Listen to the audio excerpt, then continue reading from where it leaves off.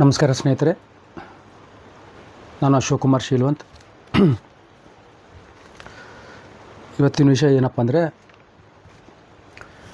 ಇದು ಏನು ಕೋಡ್ಲಾ ಗ್ರಾಮ ಪಂಚಾಯತ್ ಮತ್ತು ಬೆನ್ಕಳೆ ಗ್ರಾಮ ಪಂಚಾಯತ್ ವ್ಯಾಪ್ತಿಯಲ್ಲಿ ನಿರ್ಮಾಣವಾದಂಥ ಶ್ರೀ ಸಿಮೆಂಟ್ ಕಂಪ್ನಿ ಕುರಿತು ಕೆಲವು ವಿಷಯಗಳು ತಮ್ಮ ಮುಂದೆ ಇಡ್ಲಿಕ್ಕೆ ಬಯಸ್ತೀನಿ. ನಿನ್ನೆ ನಾನು ತಾಲೂಕ್ ಪಂಚಾಯತ್ ಕಾರ್ಯಾಲಯ ಸಿಡಂಕ್ಕೆ ಹೋಗಿದ್ದೆ. ಅಲ್ಲಿ MD ಸೈಯದ್ ಪಟೇಲ್ ತಾಲೂಕ್ ಪಂಚಾಯತ್ ಅವ್ರಿಗೆ ಹೋಗಿ ಭೇಟಿಯಾಗಿದ್ದೆ. ಇದು ಏನು ಶ್ರೀ ಸಿಮೆಂಟ್ ಕಂಪ್ನಿ ಇದೆ, ಬೆನಕಳ್ಳಿ ಮತ್ತು ಕೋಡ್ಲಾ ಗ್ರಾಮದಲ್ಲಿ ನಿರ್ಮಾಣ ಆಗಿದೆ ಶ್ರೀ ಸಿಮೆಂಟ್ ಕಂಪ್ನಿ. ಇದು ಪೂರ್ತಿ ಇಲ್ಲಿಗಲ್ ಆಗಿದೆ. ಅದರ ಕುರಿತು ಕೆಲವು ಮಾಹಿತಿ ಹಕ್ಕಿನಲ್ಲಿ ಅರ್ಜಿ ಸಲ್ಲಿಸಿದೆ ನಾನು ಕೋಡ್ಲಾ ಗ್ರಾಮ ಪಂಚಾಯತ್ ಮತ್ತು ಬೆನಕಳ್ಳಿ ಗ್ರಾಮ ಪಂಚಾಯತಿಗೆ. ಮುಂಚೆ ನಾನು ಕೆಲವು ಮಾಹಿತಿಗಳನ್ನು ಪಡೆದುಕೊಂಡಿದ್ದೆ. ಇವಾಗ ಮತ್ತಿದು ಮೊದಲಿಂದ ಏನು ಸಿಮೆಂಟ್ ಘಟಕ ಇದೆ ಅದು ಕೋಡ್ಲಾ ಗ್ರಾಮ ಪಂಚಾಯತ್ ವ್ಯಾಪ್ತಿಯಲ್ಲಿ ಬರ್ತಾಯಿತ್ತು. ಅವಾಗ ಬೆನಕಳ್ಳಿ ಗ್ರಾಮ ಪಂಚಾಯತ್ ಆಗಿರಲಿಲ್ಲ. ಹೀಗಾಗಿ ಅದು ಕೋಡ್ಲಾ ಗ್ರಾಮ ಪಂಚಾಯತ್ ವ್ಯಾಪ್ತಿಯಲ್ಲಿ ಬರೋದರಿಂದ ಕೋಡ್ಲಾ ಗ್ರಾಮ ಪಂಚಾಯತ್ ಕಾರ್ಯಾಲಯದಿಂದ ಅದು ಯಾವುದೇ ಕಟ್ಟಡ ಪರವಾನಗಿ, ಯಂತ್ರೋಪಕರಣ ಸ್ಥಾಪನೆ ಪರವಾನಗಿ ಮತ್ತು NOC ಯಾವುದೂ ಪಡೆಯದೆ ಕಂಪ್ನಿ ಪ್ರಾರಂಭ ಮಾಡಿದೆ ಮತ್ತು ಗಣಿಗಾರಿಕೆ ಮಾಡ್ತಾಯಿದೆ. ಹೀಗಾಗಿ ಮತ್ತು 2015-16ರಲ್ಲಿ ಹೊಸ ಗ್ರಾಮ ಪಂಚಾಯತ್ ನಿರ್ಮಾಣ ಆಗುತ್ತದೆ ಬೆನಕಳ್ಳಿ. ಹೀಗಾಗಿ ರೀಸೆಂಟಾಗಿ ಏನು ಬೆನಕಳ್ಳಿ ಗ್ರಾಮ ಪಂಚಾಯತಿ 2-3 ವರ್ಷದಿಂದ ಕಾಮಗಾರಿ ನಡೀತಾ ಇದೆ ಶ್ರೀ ಸಿಮೆಂಟ್ ಕಂಪ್ನಿದೀಗ. ಮತ್ತು ಸಿಮೆಂಟ್ ಘಟಕಗಳು ಕೂಡ ನಿರ್ಮಾಣ ಆಗಿವೆ ಈಗ ಆಲ್ರೆಡಿ. ಅದ್ರ ಕುರಿತು ಕೆಲವು ಮಾಹಿತಿ ಪಡ್ಕೊಳ್ಬೇಕಂತ ತಿಳ್ಕೊಂಡು ನಾನು ಅರ್ಜಿ ಹಾಕಿದ್ದೆ. ಅದ್ರ ಕುರಿತು ಕೆಲವು ಮಾಹಿತಿ ಕೊಟ್ಟಿದ್ದರು, ಬೆನಕಳ್ಳಿ ಗ್ರಾಮ ಪಂಚಾಯತ್ ಕೊಟ್ಟಿದ್ದಾರೆ. ಆದರೆ ಕೋಡ್ಲಾ ಗ್ರಾಮ ಪಂಚಾಯತಿ PDO ಆ ಮೇಡಮ್ ಅವ್ರು ಇನ್ನವರೆಗೆ ಕೊಟ್ಟಿಲ್ಲ. ಮರುದಿವ್ಸ ಕೊಡ್ತೀನಿ ಅಂತ ಹೇರಿಂಗ್ ಇತ್ತು ತಾಲೂಕ್ ಪಂಚಾಯತಿಯಲ್ಲಿ, ಆದೇಶ ಕೂಡ ಮಾಡಿದ್ದಾರೆ ತಾಲೂಕ್ ಪಂಚಾಯತಿಯವರು. ಆದರೆ ಇನ್ನವರಿಗೂ ಅವರು ಮಾಹಿತಿ ಕೊಟ್ಟಿರಲಿಲ್ಲ. ಹೀಗಾಗಿ ಏನು ಮೇಲ್ಮನೆ ಸಲ್ಲಿಸಬೇಕಾ ಅಥವಾ ಏನು ಮಾಹಿತಿ ಕೊಡ್ತಾರ ಅಂತ ಕೇಳಕ್ಕೆ ಹೋಗಿದ್ದಾನೆ. ಆದೇಶ ಮಾಡಿ ಇಷ್ಟು ದಿನ ಆದರೂ ಕೊಟ್ಟಿಲ್ಲ, ಏನು ಕೊಡ್ತಾರಾ ಕೊಡಲ್ಲ ಅಂತ ತಿಳ್ಕೊಂಡು ಸಿಗ್ತಾರಲ್ಲಿ ತಾಲೂಕ್ ಪಂಚಾಯತಿಯಲ್ಲಿ ಅಧಿಕಾರಿಗಳು ಸಿಗ್ತಾರನ್ನೋ ಅಂತ ಹೋಗಿದ್ದೆ. ಮತ್ತು ಈ ಮುಂಚೆ ಏನು ತಾಲೂಕ್ ಪಂಚಾಯತ್ ಇವಾಗ ಕೆಲಸ ಮಾಡಿರುವಂಥ ಚೆನ್ನಪ್ಪ ರಾಯಣ್ಣನವರು, ಅವರು ವರ್ಗಾವಣೆಯಾಗಿ 1 ತಿಂಗಳಾಯಿತು. ಈಗ ಹೊಸದಾಗಿ ತಾಲೂಕ್ ಪಂಚಾಯತ್ ಇವರು ಬಂದಿದ್ದಾರೆ, MD ಸೈಯದ್ ಪಟೇಲ್ ಅಂತ. ಅವ್ರಿಗೆ ಮುಂಚೆ ಭೇಟಿಯಾಗಬೇಕಂತ ಹೋಗಿದ್ದೆ, ಅವ್ರು ಬ್ಯುಸಿ ಇದ್ದಿದ್ದರು, ಹೀಗಾಗಿ ಭೇಟಿಯಾಗಿರಲಿಲ್ಲ. ಇವಾಗ ಭೇಟಿಯಾಗಿ ಇದ್ದರೆ ನೋಡೋಣ ಅಂತ ತಿಳ್ಕೊಂಡು ಹೋಗಿದ್ದೆ ನಾನು. ಸಿಕ್ಕಿರೋರು ಅದ್ರ ಕುರಿತು ಹೋಗಿದೆ ನಾನು. ಇದು ಶ್ರೀ ಸಿಮೆಂಟ್ ಕಂಪ್ನಿನಾಗಿದೆ, ಇಲ್ಲಿಗಲ್ ಆಗಿದೆ. ಅದ್ರ ಕುರಿತು ಏನು ಮಾಹಿತಿ ಕೊಡ್ತಾ ಇಲ್ಲ. ತಾವುಗಳು ಆದೇಶ ಮಾಡಿದ್ದೀರಿ, ಆದರೂ ಆದೇಶ ಮಾಡಿದರೂ ಕೂಡ ಅವ್ರಿನ್ನೂ ಮಾಹಿತಿ ಕೊಟ್ಟಿಲ್ಲ ಅಂತ ಕೇಳಕ್ಕೆ ಹೋಗಿದೆ. ಅವ್ರಿಗೆ ಭೇಟಿಯಾಗಿದ್ದೆ ತಾಲೂಕ್ ಪಂಚಾಯತಿಯವರಿಗೆ, ಸೈಯದ್ ಪಟೇಲ್ ಅವರಿಗೆ. ಉಡಾಫೆ ಉತ್ತರ ಕೊಡ್ತಾರೆ ಅವ್ರು ಹೋದಾಗ. ಅವರು ಯಾವುದಾದ್ರೂ ಒಂದು ಏನಾದರೂ ಒಂದು ಕೆಲಸ ಇರಬೇಕು, ಅಥವಾ ಏನಾದರೂ ಮೀಟಿಂಗ್ ಇರಬೇಕು, ಅಥವಾ ಎಲ್ಲಿಯಾದರೂ JDPಯಲ್ಲಿ ಮೀಟಿಂಗ್ ಇರಬೇಕು, ಏನೋ ಹೋಗ್ತಾ ಇದ್ದಾರೆ, ಅಡದುಡಿ ಮಾಡ್ತಾಯಿದ್ದಾರೆ ಅಂತಂದರೆ ಏನೋ ಸುಮ್ಮನೆ ಇರ್ಬೋದಿತ್ತು. ಅದು ತಾಲೂಕ್ ಪಂಚಾಯತ್ನಲ್ಲಿ ಇದ್ದಾರೆ, ಅವ್ರು ಹೇಗೆ ಆದರೂ ಮಾಡಿ ನಮಗೆ ಸಾಗ ಹಾಕಬೇಕು, ಮಾತಾಡಬಾರ್ದು. ಏನು ಎಲ್ಲ ತಿಳಿದೋರೋ ಥರ ಮಾತಾಡ್ತಾಯಿದ್ದಾರೆ ಅವ್ರು, ಏನು ಸರ್ವಜ್ಞ ಇದ್ದಂಗೆ. ನಮಗೆ ಮಾತಾಡೋಕ್ಕೆ ಬಿಡ್ತಾಯಿಲ್ಲ. ಇಂಥ ಅಧಿಕಾರಿ ಸಾರ್ವಜನಿಕರು ಬಂದಾರ, ಯಾವ ರೀತಿ ಮಾತಾಡಬೇಕು ಅನ್ನೋದು ಒಂದು ವ್ಯವಹಾರ ಜ್ಞಾನ ಇಲ್ಲ. ಇಂಥವ್ರು ಹೆಂಗೆ ಇಂಥದ್ದು ಪೋಸ್ಟ್ನಲ್ಲಿ ಕೂಡ್ತಾ ಇದ್ದಾರೆ ಗೊತ್ತಾಗ್ತಾಯಿಲ್ಲ. ಸರ್ಕಾರಿ ಇಂಥ ಅಧಿಕಾರಿಗಳು ಹೆಂಗೆ ನೇಮಕ ಮಾಡ್ಕೋತಾ ಇದ್ದಾರೆ, ಇವು ಯಾವ ಆಧಾರ ಮೇಲೆ ನೇಮಕ ಮಾಡ್ಕೋತಾ ಇದ್ದಾರೆ, ಒಂದು ಕೆಲಸ ಮಾಡ್ತಾಯಿಲ್ಲ. ಏನಾದರೂ ಕೇಳಿದ್ರೆ 1 ತಿಂಗಳೈತೆ ನಾನು ಬಂದೆ ಅಂತ ಉಡಾಫಿ ಉತ್ತರ ಕೊಡ್ತಾರೆ. ಅದೇ 1 ತಿಂಗಳು ಬಂದಂದ್ರೆ 1 ತಿಂಗಳದ ಸಂಬಳ ಬಿಡಬೇಕು. ಅದು ಏನು ಗೊತ್ತಾಗೋ ತನಕ, ಗೊತ್ತಾದ್ಮೇಲೆ ಸ್ಟಾರ್ಟ್ ಮಾಡಬೇಕು, ಸಂಬಳ ಪಡಿಬೇಕು.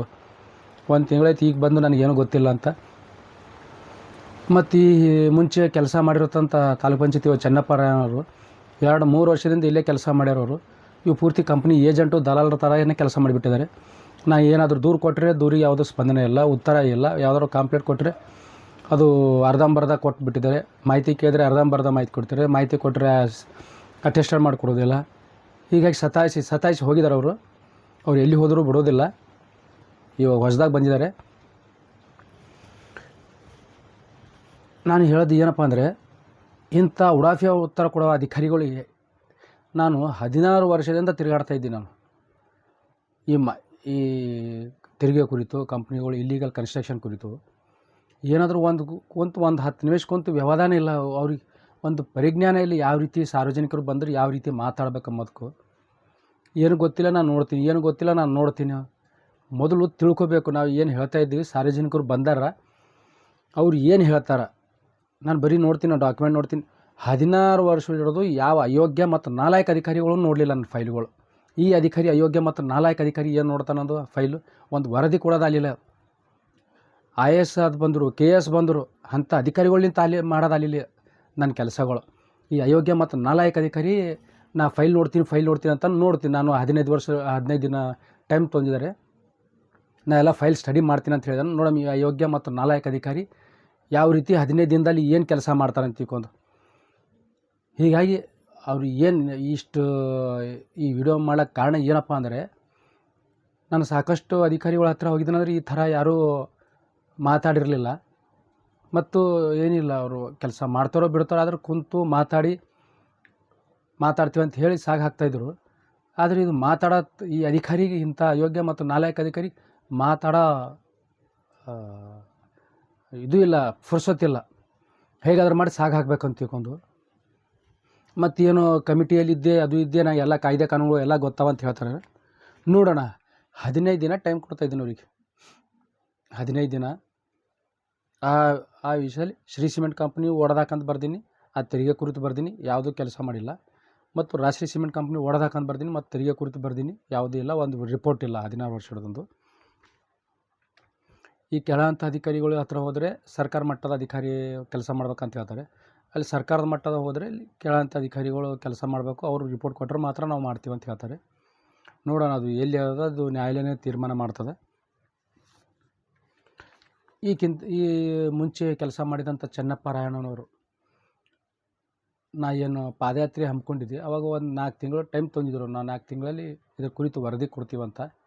ಆ ಅಯೋಗ್ಯ ಮತ್ತು ನಾಲಾಯಕ ಅಧಿಕಾರಿ 3 ತಿಂಗಳಾಯಿತು, ಈ 28 ತಾರೀಕು ಮುಗಿದು ಇನ್ನವರೆಗೂ ಯಾವುದೂ ಕೆಲಸ ಮಾಡಿಲ್ಲ. ಮತ್ತು ಹೊಸದಾಗಿ ಬಂದಂಥ ತಾಲೂಕ್ ಪಂಚಾಯತಿಯವರಿಗೆ ಏನೇನು ಕೆಲಸ ಮಾಡಬೇಕು, ಏನೇನು ಪೆಂಡಿಂಗ್ ಅವ, ಯಾವ್ಯಾವ ಸರ್ಕಾರ ಮಟ್ಟದಲ್ಲಿ ಏನೇನು ಕೆಲಸ ಮಾಡಬೇಕು, ಮತ್ತು ಏನು ಕೆಲಸ ಮಾಡಬೇಕು, ಮತ್ತು ಇದು ಪಾದಯಾತ್ರೆದು ಏನು ರಿಪೋರ್ಟ್ ಕೊಡಬೇಕು ಅನ್ನೋದು ಕೂಡ ಹೇಳಿ ಹೋಗಿರೋದಿಲ್ಲ ಈ ಭ್ರಷ್ಟ ಅಧಿಕಾರಿ ಚೆನ್ನಪ್ಪ ರಾಯಣ್ಣವರು. ಇರೋ ತನಕ ಅಂತ ಸತಾಯಿಸಿದ್ರು, ಯಾವುದೂ ವರದಿ ಕೊಡಲಿಲ್ಲ. ಈ ಹೋಗೋತ್ತಿಗರ ಹೊಸದಾಗಿ ಬಂದಂಥ ತಾಲೂಕ್ ಪಂಚಾಯತಿ ಇವರಿಗೆ ಹೇಳಿ ಹೋಗಬೇಕಾಗಿತ್ತು. ಮತ್ತು ಈ ಅನಪಡ ಈ ತಾಲೂಕ್ ಪಂಚಾಯತಿ ಬಂದು 1 ತಿಂಗಳೈತಿ, ಈಗ 1 ತಿಂಗಳೈತಿ ಬಂದಂತ ಹೇಳ್ತಾನೆ. ಆದರೂ ಆ ಫೈಲ್ 1 ವರ್ಷನೂ ಎಷ್ಟು ಬಾಕಿ ಅವ, 2 ವರ್ಷನೂ ಎಷ್ಟು ಬಾಕಿ ಅವ, 3 ವರ್ಷನೂ ಎಷ್ಟು ಬಾಕಿ ಅವ, 5 ವರ್ಷನೂ ಎಷ್ಟು ಬಾಕಿ ಅವ ಕಡತಗಳು, ಅದು ನೋಡ್ಲಿಕ್ಕೆ ಹೋಗಿಲ್ಲ, ಏನಿಲ್ಲ. 1 ತಿಂಗಳು, ಈಗ 1 ತಿಂಗಳೈತಂದ್ರೆ 1 ತಿಂಗಳಿಂದ ನೀವು ಏನೂ ಕೆಲಸ ಮಾಡಿಲ್ಲ ಅಂದರೆ 1 ತಿಂಗಳು ಸಂಬಳ ಬಿಡಬೇಕು ಅಂತ ನಾನು ಈ ವಿಡಿಯೋ ಮೂಲಕ ಅವರೆಲ್ಲ ಕೇಳ್ಕೊಳ್ತೀನಿ. ನಾನು, ನೀ ಕೆಲಸ ಮಾಡಿದ್ರೆ ಮಾತ್ರ ಸಂಬಳ ತಿನ್ನಬೇಕು, ಕೆಲಸ ಮಾಡಿಲ್ಲ ಅಂದರೆ ಸಂಬಳ ತಿನ್ನಕ್ಕೆ ಹೋಗಬಾರ್ದು. ಹೀಗಾಗಿ ಇದೇನು ಕೋಡ್ಲ ಗ್ರಾಮದ ಶ್ರೀ ಸಿಮೆಂಟ್ ಕಂಪ್ನಿ ಅದ, ಅದು ಪೂರ್ತಿ ಇಲ್ಲಿಗಲ್ ಅದ. 2ನೇ ಘಟಕ ಕೂಡ ನಿರ್ಮಾಣ ಮಾಡ್ತಿದ್ದಾರೆ, ಸಿಮೆಂಟ್ ಉತ್ಪಾದನಾ ಘಟಕ ಮಾಡ್ತಿದ್ದಾರೆ, ಕ್ಲಿಂಕರ್ ಉತ್ಪಾದನಾ ಘಟಕಗಳು ನಿರ್ಮಾಣ ಮಾಡ್ತಿದ್ದಾರೆ. ಯಾವುದೂ ಪರವಾನಗಿ ಇಲ್ಲ. ಅದು ಫೀಸ್ ಸಂದೇಹ ಮಾಡಬೇಕು, ನೋಟಿಸ್ ಜಾರಿ ಮಾಡಬೇಕು, ಕಟ್ಟಡ ಪರವಾನಗಿ ತೊಗೋಬೇಕು. ಆ ಕಟ್ಟಡ ಪರವಾನಗಿಯಾಗಿ ಏನು ಸಂದೇಹ ಮಾಡೋ ಫೀಸು ಸರ್ಕಾರಕ್ಕೆ ಆರ್ಥಿಕ ನಷ್ಟ ಉಂಟು ಮಾಡ್ಲತ್ತಾರೆ ಇವರು ತಾಲೂಕ್ ಪಂಚಾಯತಿಯವರು. ಅದು ಈ ರೀತಿ ಅಂತ ನಾನು ಹೇಳಿದ್ರೆ ಅದು ರೈಟಿಂಗ್ದಾಗ ಕೊಡು ಅಂತ ಹೇಳ್ತಾರೆ. ರೈಟಿಂಗ್ದಾಗ ಅಂದರೆ 2017ರಲ್ಲೇ ಶ್ರೀ ಸಿಮೆಂಟ್ ಕಂಪ್ನಿ ಓಡೋದಾಗ್ರಂತ, ಅವಾಗ 2017ರಲ್ಲೇ ನಾನು ಕಂಪ್ಲೇಂಟ್ ಕೊಟ್ಟೀನಿ. ಇನ್ನವರೆಗೂ ಅದರ ವರದಿ ಸಲ್ಲಿಸಿಲ್ಲ. ಇಂಥ ಭ್ರಷ್ಟ ಮತ್ತು ಅಯೋಗ್ಯ ಮತ್ತು 4 ಅಧಿಕಾರಿಗಳು ರಾಷ್ಟ್ರೀಯ ಸಿಮೆಂಟ್ ಕುರಿತು 15 ವರ್ಷ ಆಯಿತು, 16 ವರ್ಷ ಆಯಿತು, ಇನ್ನವರೆಗೂ ವರದಿ ಸಲ್ಲಿಸಿಲ್ಲ. ಅರ್ಧಂಬರ್ಧ ಇಟ್ಬಿಟ್ಟಿದ್ದಾರೆ. ಈ ಪಿ ಡಿ ಒಗಳಂತೂ ಹೇಳೋದೇ ಬೇಡ. ಪಿ ಡಿ ಒಗಳು ಇವು ಸರ್ಕಾರ ಯಾವ ಮಾನದಂಡ ಇಟ್ಕೊಂಡು ಇವು ಮಳಿಕಡ್ ಪಿ ಡಿ ಒ ಮತ್ತು ಇಲ್ಲಿ ಬೆನಕಳ್ಳಿ ಕೂಡ ಪಿ ಡಿ ಒ ನೇಮಕ ಮಾಡ್ಕೊಂಡ್ರ ಗೊತ್ತಿಲ್ಲ. ಇವೆಲ್ಲ ಅಯೋಗ್ಯ ಮತ್ತು 4 ತಾಲೂಕ್ ಪಂಚಾಯತ್ ಇವರು ಮತ್ತು ಪಿ ಡಿ ಒಗಳು ಎಲ್ಲ ಸೇರಿ ಕಂಪ್ನಿ ಪರವಾಗಿ ಕೆಲಸ ಮಾಡ್ತಾಯಿದ್ದಾರೆ. ದಾಖಲೆಗಳು ಕೇಳಿದ್ರೆ ದಾಖಲೆಗಳು ಕೊಡ್ತಾಯಿಲ್ಲ. ಈಗ ಬಂದಂಥ ಸೈಯದ್ ಪಟೇಲ್ ಅವರಿಗೆ ಮಾಹಿತಿ ಹಕ್ಕಿನಲ್ಲಿ ನಾನು ಅರ್ಜಿ ಸಲ್ಲಿಸೀನಿ, ಮಾಹಿತಿ ಕೊಟ್ಟಿಲ್ಲ ಅಂತ ಕೇಳಿದ್ರೆ ಉಡಾಫಿ ಉತ್ತರ ಕೊಡ್ತಾನೆ. ಅರ್ಜಿ ಸಲ್ಲಿಸಿರಿ, ನಮ್ಮಲ್ಲಿ 1ನೇ ಮೇಲ್ಮನವಿ ಸಲ್ಲಿಸಿರಿ, ನಾವು ಆರ್ಡ್ರ್ ಮಾಡೀವಿ, ಆಯ್ತು ಮುಗೀತು ನಮ್ಮ ಕೆಲಸ, ನೀವು 2ನೇ ಮೇಲ್ಮನವಿ ಮಾಹಿತಿ ಆಯೋಗಕ್ಕೆ ಹೋಗ್ಬೋದು ಅಂತ. ಅನ್ಪಡ ನೀವು ಇದೇ ಹಂತದಲ್ಲಿ ಬಗೆಹರಿಸಬೇಕು. ಮಾಹಿತಿ ಇದೆ ಅಂದರೆ ಮಾಹಿತಿ ಇದೆ ಅಂತ ಕೊಡಬೇಕು, ಇಲ್ಲಾಂದರೆ ಇಲ್ಲ ಅಂತ ಕೊಡಬೇಕು. ಅಲ್ಲಿ ಹೋದ್ಮೇಲೆ ಇನ್ನೂ ಈಗ ನಾನು ಮಾಹಿತಿ ಆಗೋಕ್ಕೆ ಸಲ್ಲಿಸಿ 2 ವರ್ಷ 3 ವರ್ಷ ಇತ್ತು, ರಿಜಿಸ್ಟ್ರೇಷನ್ ಆಗ್ಯಾವ, ಇನ್ನೂವರೆಗೂ ನೋಟಿಸ್ ಬರ್ಲಿಕ್ಕೆ ತಯಾರಿಲ್ಲ. ಕಾಂಪ್ಲೇಂಟ್ ಕೊಡಬೇಕಾದ್ರೆ ಯಾವ ಆಧಾರ ಮೇಲೆ ಕೊಡಬೇಕು? ಏನು ಅನುಮತಾಗಿ ಕಾಂಪ್ಲೇಂಟ್ ಕೊಡಬೇಕಾ? ಆರ್ ಟಿ ಹಾಕಿ ಮಾಹಿತಿ ತೊಗೊಂಡು ಮಾಹಿತಿ ಹಿಂಗಿದೆ, ಕೊಟ್ಟಾರ ಕೊಟ್ಟಿಲ್ಲ, ಪರವಾನಗಿ ಪಡೆದಾರ ಪಡೆದಿಲ್ಲ, ಅದ್ರ ಮೇಲೆ ನಾವು ಕಾಂಪ್ಲೇಂಟ್ ಮಾಡ್ಬೇಕಾಗ್ತದೆ. ನಿಮ್ಗೆ ಅರ್ಜಿ ಹಾಕಬೇಕು. ಅರ್ಜಿ ಹಾಕಿ ಈ 3 ತಿಂಗಳಾಯಿತು, 4ನೇ ತಿಂಗಳಾಯಿತು, ಮತ್ತೊಮ್ಮೆ ಅರ್ಜಿ ಸಲ್ಲಿಸೀನಿ.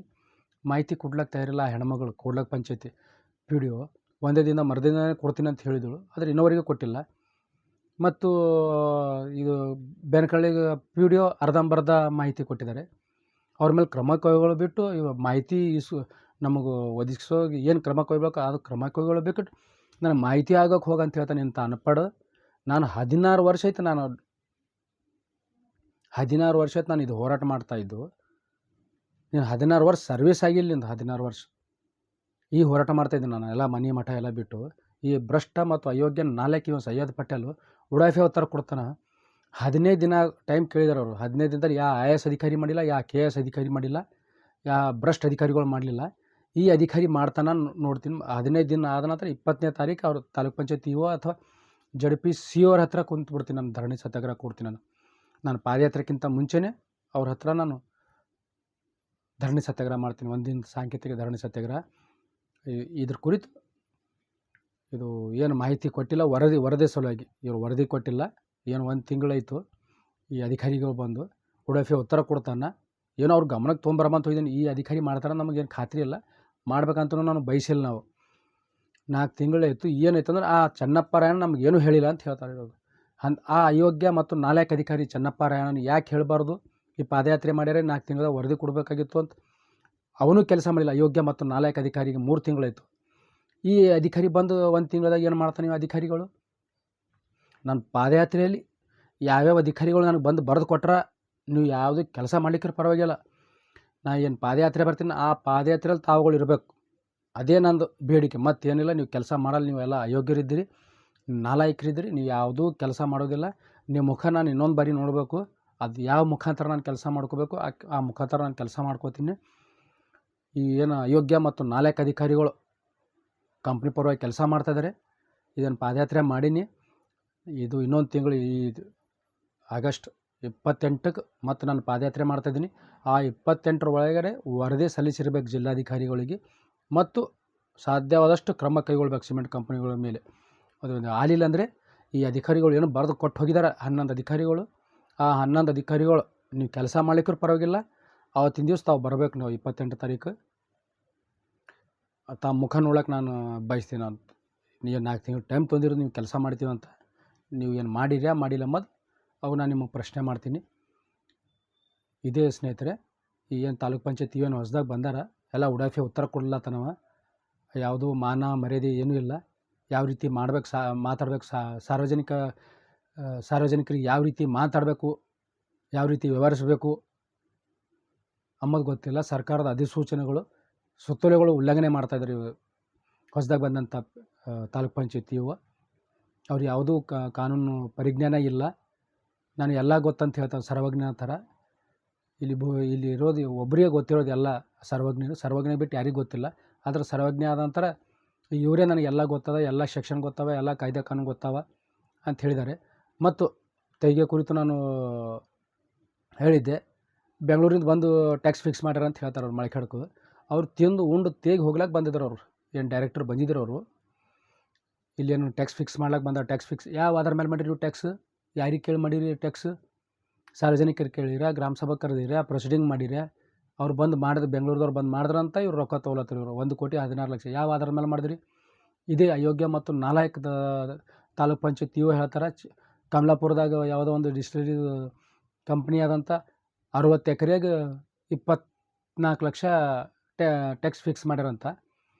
ಅಲ್ಲಿ 60 ಎಕರೆಗೆ 24 ಲಕ್ಷ ಫಿಕ್ಸ್ ಮಾಡಿರಿ.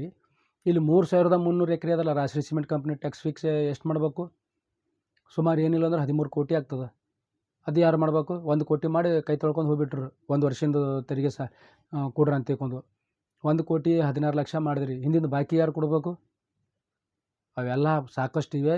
ಇವೆಲ್ಲ ಕಂಪ್ನಿ ಏಜೆಂಟು ದಲಾಲರ ಥರ ಕೆಲಸ ಮಾಡ್ತಾಯಿದ್ದಾರೆ ಇವೆಲ್ಲ ಅಧಿಕಾರಿಗಳು. ಇವು ಏನು ಈ ತಾಲೂಕ್ ಪಂಚಾಯತ್ ಇವನೇನು ಮಾಡೇ ಹೋಗ್ಯಾರ ಇಲ್ಲಿ ಎಲ್ಲ 15-16 ವರ್ಷ ಎಲ್ಲ ಯೋಗ್ಯರು ಮತ್ತು ನಾಲಾಯಕರು. ಅವು ಯಾವ ಪುರುಷಾರ್ಥಕ್ಕಾಗಿ IAS KS ಓದ್ಯಾರ ಅನ್ನೋದೇ ಗೊತ್ತಾಗ್ತಾ ಇಲ್ಲ. ಈ ಓದಿದ ಬಂಡವಾಳಶಾಹಿ ಬೂಟ್ ನೆಕ್ಲಕ್ಕೆ ಓದ್ಯಾರ ಇವರು. ಯಾರು ಬಡವರ ಪರವಾಗಿ, ರೈತರ ಪರವಾಗಿ, ಕಾರ್ಮಿಕರ ಪರವಾಗಿ, ಸಾರ್ವಜನಿಕರ ಪರವಾಗಿ ಇವ್ರು ಯಾರೂ ಕೆಲಸ ಮಾಡಿರೋದಿಲ್ಲ. ಮುಂದೆ ದೊಡ್ಡ ಉಗ್ರ ಹೋರಾಟ ಇದೆ. ಇದು 28ನೇ ತಾರೀಕು ನಾನು ಪಾದಯಾತ್ರೆ ಮಾಡ್ತಾಯಿದ್ದೀನಿ. ಆವತ್ತಿನ ದಿವಸ ಇವರಿಗೆ ಎಲ್ಲ ನಾನೇ ಪಾಠ ಮಾಡಬೇಕಾಗ್ತದೆ.